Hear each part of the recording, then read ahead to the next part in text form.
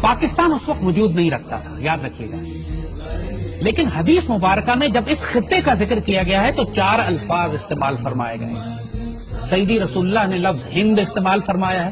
سیدی رسول اللہ کی بڑی مشہور حدیث شریف ہے جس کا مفہوم ہے کہ میں عرب ہوں لیکن عرب مجھ میں سے نہیں، میں ہند میں سے نہیں ہوں لیکن ہند مجھ میں ہے۔ بڑی مشہور ماشاءاللہ خوبصورت ترین حدیث ہے۔ پھر ایک حدیث ہے جو آپ نے فرمایا کہ مجھے ہند کی طرف سے ٹھنڈی ہوا آتی ہے، جس پر اقبال کا مشہور شعر ہے جیسے پیر عرب کو آئی ٹھنڈی ہوا جہاں سے، میرا وطن وہی ہے، میرا وطن وہی ہے۔ تو ہند کی ایک اصطلاح ہے جو سیدی رسول اللہ استعمال فرماتے رہے، غزوہ ہند آپ نے استعمال فرمائی ہے۔ دوسری اصطلاح جو آپ نے اس خطے کے لیے استعمال فرمائی ہے وہ سندھ ہے۔ ایک حدیث شریف ہے جس میں آپ نے فرمایا کہ میری فوج کے لشکر سندھ اور ہند پر حملے کریں گے۔ تو سندھ، محمد بن قاسم آپ کو یاد ہے وہ سندھ پر آئے تھے، اور اس وقت سندھ تقریباً آدھا پاکستان تھا۔ محمد بن قاسم ملتان تک تشریف لائے تھے اور یہ علاقہ آپ نے فتح کیا تھا۔ پھر جو لفظ آپ نے اس خطے کے لیے استعمال کیا ہے وہ مشرق ہے، جنرلی ایسٹ، مشرق کی جانب سے۔ وہاں مشرق سے آپ نے فرمایا کہ مسلمان لشکر بھی اٹھیں گے جن میں امام مہدی ہوں گے، اور آپ نے یہ بھی فرمایا کہ خوارج کا فتنہ بھی یہیں سے اٹھے گا، اور آج آپ دیکھتے ہیں کہ خوارج کا فتنہ اسی علاقے سے اٹھا ہوا اور پاک فوج اس کو سرکوبی کر رہی ہے۔ پھر آپ نے لفظ استعمال فرمایا خراسان کا۔ خراسان میں بھی جو احادیث مبارکہ ہیں آپ نے اس میں جو لفظ استعمال فرمایا قبلہ خراسان یا قبل خراسان، جس کو جو مرضی اعراب لگا لیں آپ، اعراب پہ اگر آپ اختلاف کرتے ہیں، یعنی خراسان سے پہلے یا خراسان کی جانب، یہ دونوں لفظ استعمال ہوئے ہیں۔ اور ایک آدھ حدیث میں خراسان کا لفظ بھی استعمال ہوا ہے، جو پاکستان کا شمالی حصہ ہے، بلوچستان سے لے کر پورا ہمارا فرنٹیئر ٹرائبل ایریا سے لے کے پورا ناردرن پاکستان، یہ بھی خراسان ہے۔ سو اگر آپ تینوں ڈیفینیشن لے لیں، ترجمہ لے لیں کہ خراسان لے لیں، خراسان کی جانب لے لیں، خراسان سے پہلے لے لیں، جو بھی ترجمہ آپ لیتے ہیں اس میں سارا شمالی پاکستان شامل ہو جاتا ہے۔ اور مشرق جب کہتے ہیں تب بھی پاکستان شامل ہوتا ہے، ہند جب کہتے ہیں تب بھی پاکستان شامل ہوتا ہے، کیونکہ ہند جو ہے اب تقسیم ہو کر مشرق ہند اور مسلم ہند میں تبدیل ہو گیا۔ سیدی رسول اللہ نے جنرل ڈائریکشن کی بات کی ہے خراسان کی جانب، پھر آپ نے فرمایا مشرق کی جانب، پھر آپ نے فرمایا ہند کی جانب۔ تو یہ ایک جنرل ایریا ہے، لہذا کوئی پن پوائنٹ ایریا نہیں ہے یہ کہ یہ کہیں کہ صاحب یہ علاقہ صرف ایران میں ہے، یہ علاقہ صرف افغانستان میں ہے، یہ علاقہ پاکستان ہے۔ اس میں اب اس کی وجہ ہم آپ کو بتاتے ہیں کیوں کہ ہم یہ بات کر رہے ہیں کہ خراسان کی احادیث مبارکہ کو آپ غزوہ ہند کی احادیث سے الگ نہیں کر سکتے۔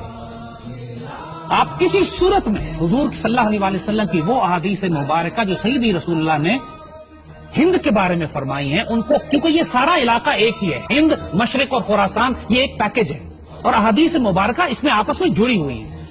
ہند کے بارے میں ایک بڑی مشہور حدیث ہے سیدی رسول اللہ نے جو فرمائی، ہم پڑھ کے سناتے ہیں۔ حضرت ابو ہریرہ رضی اللہ تعالیٰ عنہ سے روایت ہے کہ سیدی نے ہندوستان کا تذکرہ کیا اور فرمایا ضرور تمہارا ایک لشکر ہندوستان سے جنگ کرے گا اور اللہ ان مجاہدین کو فتح عطا فرمائے گا، حتیٰ کہ مجاہدین ان ہندو بادشاہوں کو بیڑیوں میں جکڑ کر لائیں گے، اور اللہ اس عظیم جہاد کی برکت سے ان مجاہدین کی مغفرت فرمائے گا۔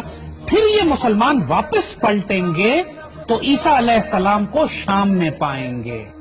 یہ نوٹ کیجئے گا، بڑی اہم بات ہے، اس لیے کہ خراسان والی حدیث میں بھی اس کا ذکر آتا ہے، لہذا ہم اس کو جوڑیں گے اس سے۔ اس پر حضرت ابو ہریرہ فرماتے ہیں کہ اگر میں نے یہ غزوہ پایا، غزوہ ہند پایا، تو میں اپنا سارا مال و اسباب بیچ دوں گا اور میں اس میں شامل ہوں گا، اور جب پلٹوں گا تو میں ایک آزاد ابو ہریرہ ہوں گا جو عیسی علیہ السلام کو شام میں پائے گا۔ اور پھر وہ حضور سے کہتے ہیں کہ سیدی کیا میں عیسی علیہ السلام کو یہ بتا سکتا ہوں کہ میں آپ کا صحابی ہوں؟ حضور اس پہ مسکرا پڑے، معصوم سوال تھا، حضور مسکرا پڑے، کہتے ہیں بہت مشکل، بہت مشکل۔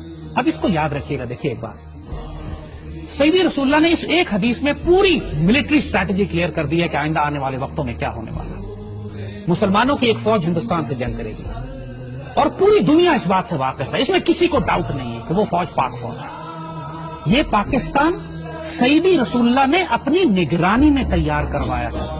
یہ بات ہم اس لیے بڑے اعتماد سے کہہ رہے ہیں کہ اس بات کو ڈیفائن کر کے، ڈسکس کر کے ہم 1000 دفعہ ختم کر چکے ہیں۔ قائد اعظم کو حضور کی زیارت ہوئی، حضور نے حکم دیا قائد اعظم کو کہ ہندوستان جاؤ، تم سے ڈیوٹی لینی ہے۔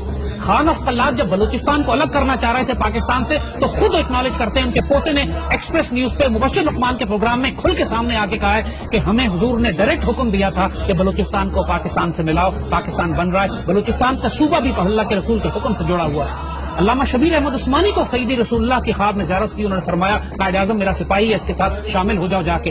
قائد اعظم اقبال کے خواب اور مشن اور ویژن جو تھا اس کی بنیاد پر بنا۔ نعمت اللہ شاہ ولی نے آج سے 600 سال پہلے جب بشارتیں دی ہیں اس خطے کے حوالے سے تو انہوں نے مومنان غربی کا ذکر کیا ہے، مغربی پاکستان کے مسلمان جو ہیں وہ ہندوستان پر فاتحانہ غازیانہ قبضہ کریں گے۔ تو اس میں کسی کو ڈاؤٹ ہی نہیں ہے کہ یہ پاکستان جو سیدی رسول اللہ نے اپنی نگرانی میں تیار فرمایا ہے، جس کو غزوہ ہند کے لیے تیار کیا گیا ہے، یہی لشکر ہوگا، یہی پاکستان آرمی ہوگی جو سیریا جائے گی، شام جائے گی، اس وقت جب آخری زمانے میں اسرائیل کے ساتھ ایک فائنل بیٹل ہوگی۔ اور یاد رکھیے گا کہ پاکستان آرمی کی تربیت اللہ پچھلے کئی برسوں سے اس کام کے لیے کروا رہا ہے۔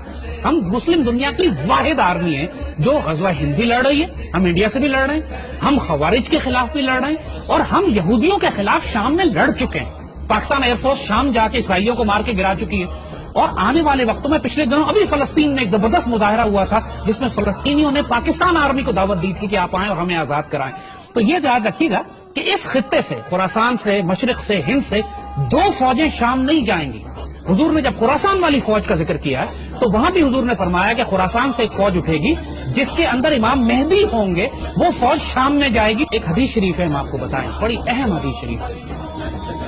میرے آقا سیدی رسول اللہ صلی اللہ علیہ وسلم نے بالکل واضح بتا دیا تھا کہ عربوں میں جنگیں در جنگیں ہوں، عرب دنیا تباہ و برباد ہو جائے گی۔ حدیث شریف میں ذکر آتا ہے کہ عرب جب بالکل جنگوں میں گھر جائیں گے، بے اختیار جنگیں ہوں گی عربوں کے اوپر، اور پورا عرب جو ہے حالت جنگ میں ہوگا، کوئی مستحکم حکومت وہاں نہیں ہوگی، اس وقت حضور نے فرمایا، ایک حدیث شریف ہے کہ اللہ تعالیٰ غیر عرب قوم میں سے ایک فوج اٹھائے گا جس میں عربوں سے زیادہ شہسوار فائٹر ہوں گے، تگڑے فائٹر ہوں گے، اور اس قوم کا اسلحہ عربوں سے زیادہ طاقتور ہوگا۔ تو نوٹ کیجئے کہ پوری عرب دنیا میں سب سے زیادہ خوبصورت فائٹر پاکستان میں ہے، اور پاکستان اس دنیا کا واحد مسلمان غیر عرب مسلمان ملک ہے جس کے پاس ایٹمی ہتھیار ہیں۔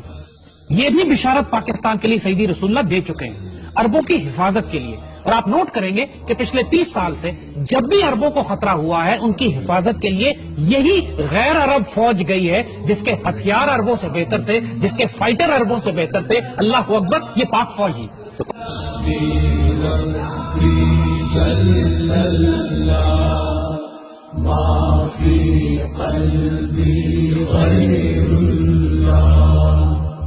نور محمد صلی اللہ لا الہ الا اللہ